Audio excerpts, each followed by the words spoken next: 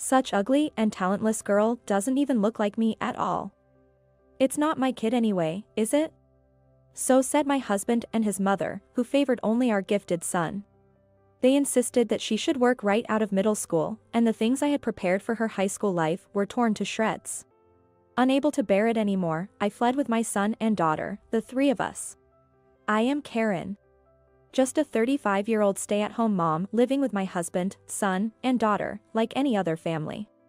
My son Tom has had clear and distinct features that everyone could see since he was a baby. Often mistaken for a girl because of his adorable appearance. He was even told by my friends that your son could join the famous talent agency. And yet, he is kind, gentle, smart, and wise. By the age of 3, I believe he could already converse like an adult. On the other hand, my daughter, Lily. As her parent, she is the cutest girl in the world, without any doubt. However, she was far from what is commonly referred to as a pretty girl in appearance. She had a chubby physique. With her plump cheeks, her narrow, small eyes were almost hidden, and her hair was frizzy. She grew slowly, she was late to start speaking, and it seemed she wasn't good at physical activities. Yet, I loved both my daughter and son more than anything in the world and was content for them to grow at their own pace. However, there were those who disapproved of my daughter. My husband adored our son. When he came home from work, he would only pay attention to Tom. To Lily, who desperately tried to get her dad to play with her, he would harshly say, "Don't try to flatter me, it's disgusting." Each time, Tom would suggest, "I want to play with my sister too, let's all play together." But my husband would respond, "Don't play with your sister." Stupidity might be contagious, and would only let Tom sit on his lap. Tom seemed uncomfortable on his cheerfully doting father's lap. Being the smart boy he is, he probably understood all the awful things his father said about his sister. My mother-in-law also doted on my son and repeatedly treated Lily harshly.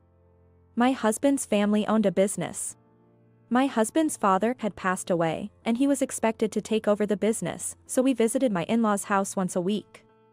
Each time, my mother-in-law would blatantly show her displeasure, saying, "Oh, Karen and Lily came too." It would have been fine with just my son and Tom. Even though she said we didn't need to come, she treated me like a servant and would call to complain if we didn't show up. I didn't want to visit my in-laws, but since my husband forced me to help with chores there, I had no choice but to accompany him. That day, my mother-in-law surprisingly said she would take Tom and Lily to the department store and park by train. While Lily was happy to play with her grandmother, I had a bad feeling. However, unable to escape the chores imposed on me, I sent them off with a sense of unease. In the evening, my mother-in-law returned, carrying a sleepy Tom on her back. "Wow, he's gotten so heavy. Tom has grown up, hasn't he?" My mother-in-law says so happily. But I couldn't see Lily anywhere. "Where is Lily?" I asked, fearing the worst. When I asked, surprised, my mother-in-law responded without a hint of guilt, "I have no idea." Both of them looked sleepy. I told Lily to walk by herself because I couldn't carry both of them, so I only carried Tom, she said confidently. I felt the blood drain from my body. I rushed out, slipping on my sandals and running towards the station.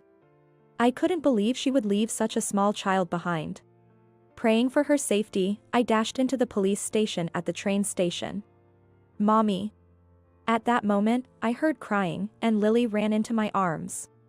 I felt all my strength leave me. The officer said, "I'm glad, are you her mother?" She was found crying at the station. "You should not take your eyes off such a small child." While patting Lily's head, "Now you're all right because your mom has come to pick you up." I thanked the officer repeatedly, held Lily's hand tightly, and we started our journey home. On the way, Lily spoke in her faltering speech. I was sleepy. I slept on the bench because Grandma said it was okay, at the station. I woke up and no one was there, so I cried. "Sorry, are you mad?" "Of course not, I'm sorry for making you feel frightened." As Lily spoke, gauging my reaction, I couldn't help but hug her tightly. Upon returning to my in-laws, both my mother-in-law and my husband sighed at the sight of Lily. "So, she was found, huh?" Hearing my husband's disappointed tone, I couldn't help but yell, "Are you telling me that you don't care what happens to your own children?" My husband showed no signs of remorse, but on the contrary, he retorted with something outrageous. I don't care what happens to her. Such ugly and talentless girl doesn't even look like me at all. It's not my kid anyway, is it? You're probably trying to pass off a child you had with some other man as mine, but that's not going to fly. Hearing this, my mother-in-law laughed and said, I wouldn't have minded not finding a child I didn't even know where she came from. I haven't cheated. Lily is truly your daughter. What proof do you have that I had an affair? I complained, only to be snarked at. The fact that she looks nothing like me and is both unintelligent and unattractive is proof enough of your infidelity. After that, Lily and I stopped visiting my in-laws. No matter how much my husband scolded me or how many snide remarks my mother-in-law made over the phone, I endured it all to protect Lily. Tom was aware of how my husband and mother-in-law were treating us. If I say I won't go, Grandma will be in a bad mood, he said. I'll be fine on my own, I'll go. You and Lily don't have to worry about anything. Tom said, patting Lily's head. Feeling guilty towards Tom, we remained home. Tom is truly a kind child. Dealing with my moody mother-in-law must have been hard, but he managed well with his cheerful and friendly nature. I thought about getting a divorce many times, but as a housewife with no professional qualifications, I could not believe that I would be able to raise Tom and Lily on my own. So I could only endure this life. And so, Lily and I were practically estranged from my in-laws for several years. Tom had already become a working adult, and Lily was about to enter high school the following year. Lily was looking forward to her high school life, with her uniform, new bag, and textbooks all ready. My husband's behavior towards Lily remained the same, but we decided not to let it bother us anymore. As long as I have my brother and mom on my side, that's all I need.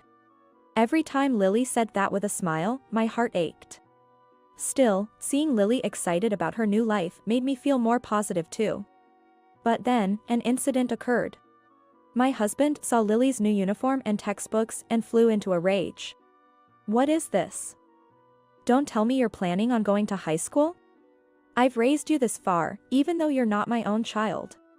Get your job as soon as you get out of middle school and give me back the money that has been spent on you so far. Throw this stuff away. Now. He screamed, tearing up the textbooks and ripping the uniform, throwing them into the muddy garden after days of rain. I'll have my mom preach to you, too.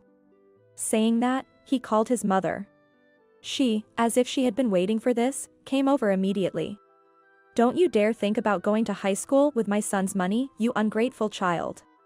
You should be grateful we even let you finish middle school. Start working right after you graduate and give all your earnings to us. Karen, you should be thankful we've raised this child you had from an affair. My mother-in-law said gleefully.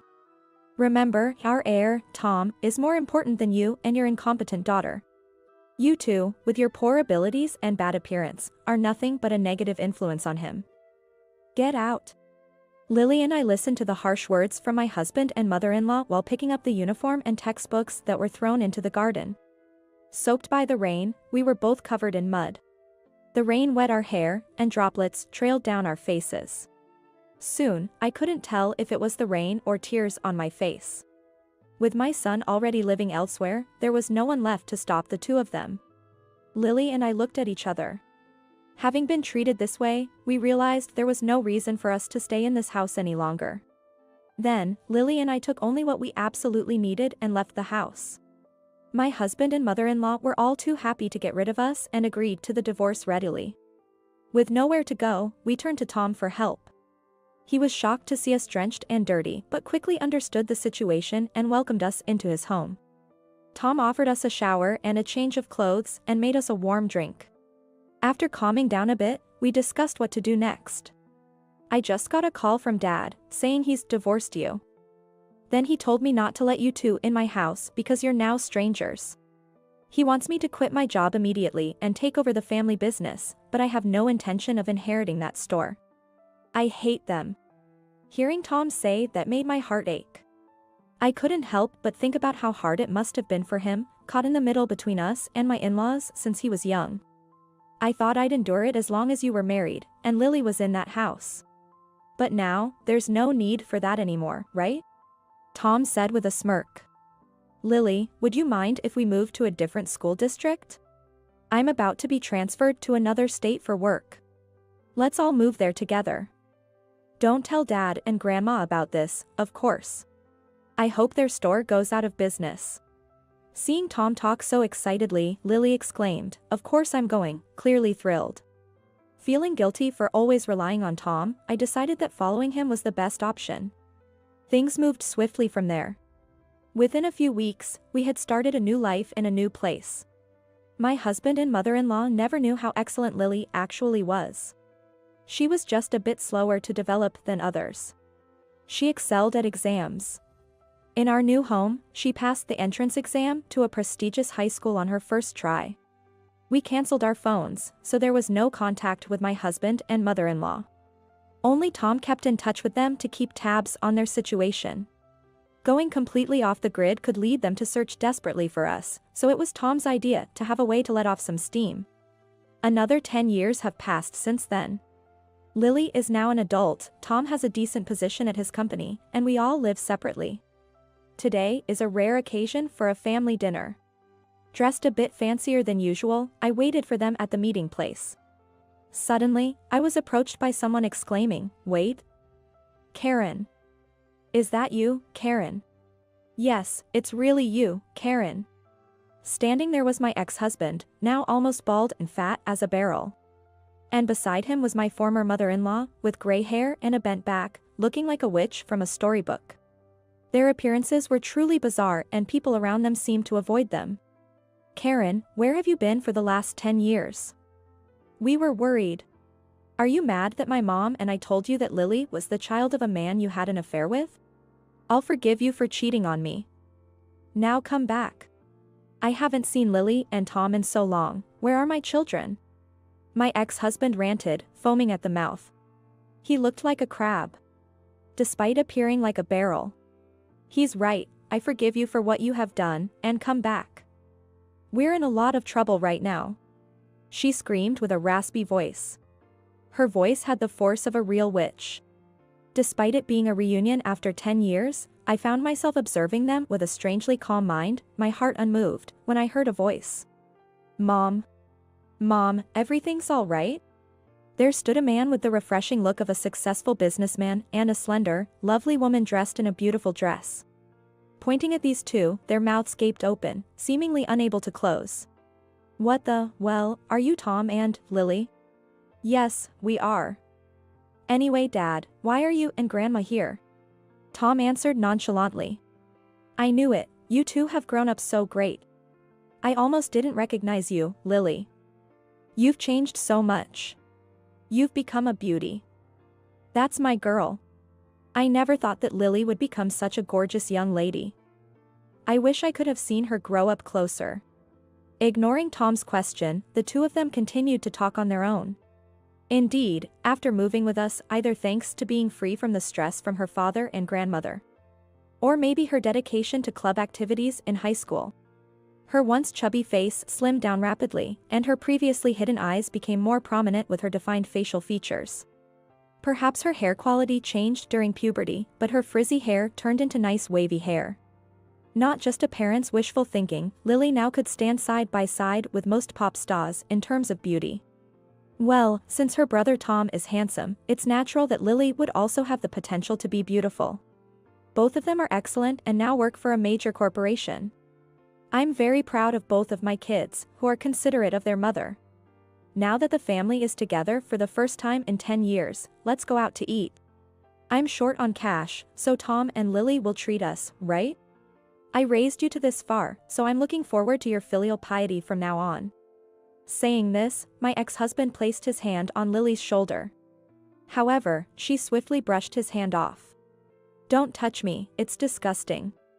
I've been told my whole life that I was a child born from an affair. I don't have a father. I don't remember being raised by you. Who are you?" Lily, wearing heels, was taller than him. Looking down on him, she cast a cold gaze. "Dad, no, I don't even want to call you Dad anymore. You haven't forgotten what you did to Mom and Lily, have you? We've kept in touch sparingly, but that ends now. I will be completely cut off from you as of today. Tom spoke indifferently, leaving my ex-husband stunned for a moment, but he soon began to rage. How dare you speak to your parent like that? Lily, you come back home right now and marry the son of a big company nearby to establish a connection with our store. Tom, you come back and help revive the store. Karen, you apologize for everything you've done and devote to me and my mom for the rest of your life. Then I will forgive you. He burst into a fiery rage. Watching him, Tom and Lily exchanged glances. And they couldn't help but burst out laughing. We don't need your forgiveness.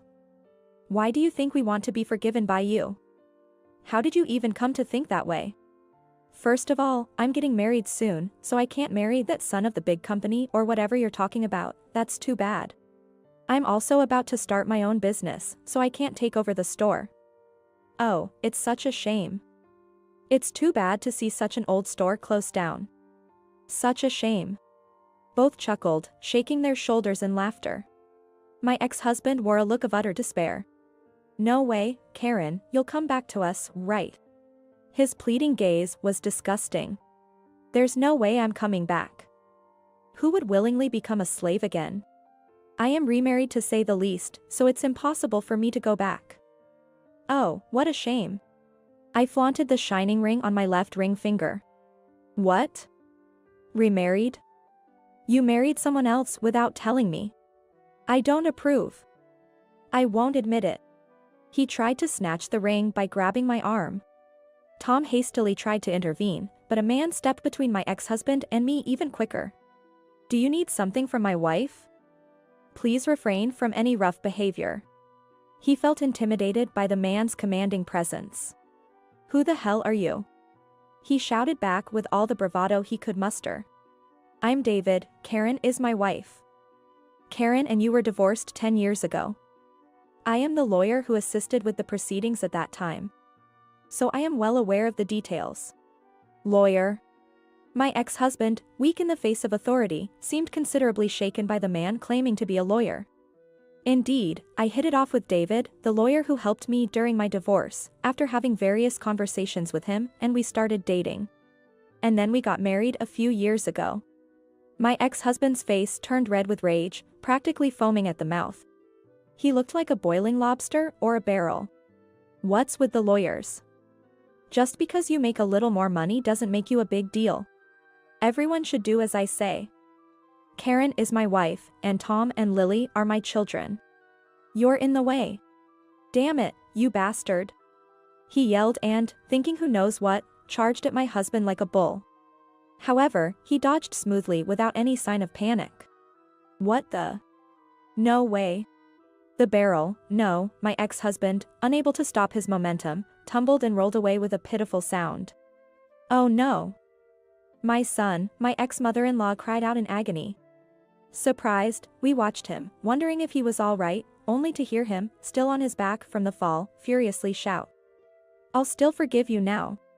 Fortunately, it seemed he wasn't seriously injured. But, it appeared the fall was too much for even a barrel like him to quickly get back up. As I was wondering what to do next, my husband said, I've called an ambulance, so he should be fine. Let's leave the rest to them.